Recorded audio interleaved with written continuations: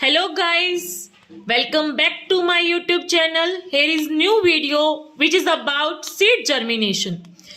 The start of growth of plant from a seed is called seedling. Development of roots from radicle, that means कि जो plant की growth start होती है seed से उसे seedling कहा जाता है. जो रूट्स की जो डेवलपमेंट होती है वो रेडिकल से, क्योंकि हमने लास्ट वीडियो में पढ़ा था कि प्यूमुल और रेडिकल क्या होते हैं, तो इसके लिए आपको लास्ट वीडियो देखनी पड़ेगी.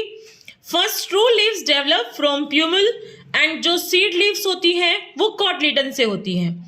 What do seeds need to germinate, कि सीड को जर्मिनेट करने के लिए, अंकुरित होने के लिए क्या क्या रिक्वायरमेंट चाहिए होती है. फर्स्ट ऑफ ऑल हमारे पास कुछ ऑप्शंस है, जैसे कि सॉइल है, वाटर है, सनलाइट है, कार्बन डाइऑक्साइड है, ऑक्सीजन है और वार्म टेम्परेचर.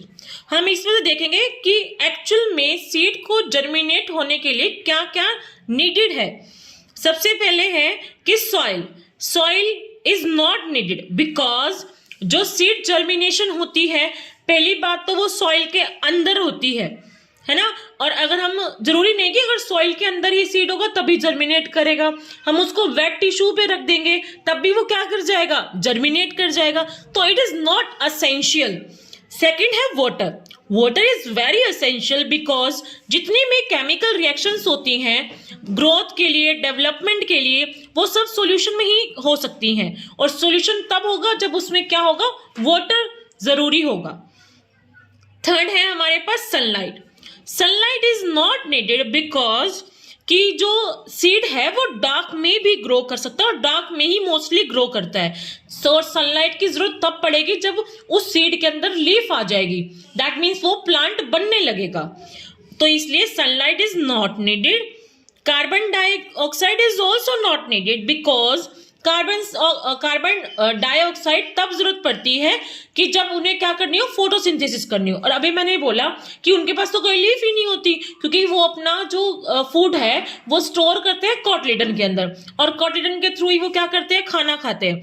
तो इसलिए मतलब कि जब तक उनके अंदर लीफ ग्रो नहीं करती तो उनको किसकी जरूरत भी नहीं है ग्रो करने के लिए, कार्बन डाइऑक्साइड की. तो इसलिए नो लीफ नो लाइट, तो कार्बन डाइऑक्साइड की भी जरूरत नहीं पड़ेगी. फिर है oxygen is required for respiration, कि एक सीड को जर्मिनेट करने के लिए रेस्पायर तो करना पड़ेगा, तो उस रेस्पिरेशन के लिए जो प्रोसेस को कंटिन्यू करने के लिए जो चाहिए वो है ऑक्सीजन. और फिर है वार्म टेम्परेचर. एंजाइमेटिक जो भी रिएक्शन हो रही है उसमें जो एंजाइम्स की एक्टिविटी रहेंगी उसके लिए कौन सा टेम्परेचर चाहिए, वार्म टेम्परेचर चाहिए. तो बेसिकली हमने क्या पढ़ा कि एक सीड को जर्मिनेट होने के लिए क्या क्या चाहिए, water, oxygen and warm temperature. Thank you.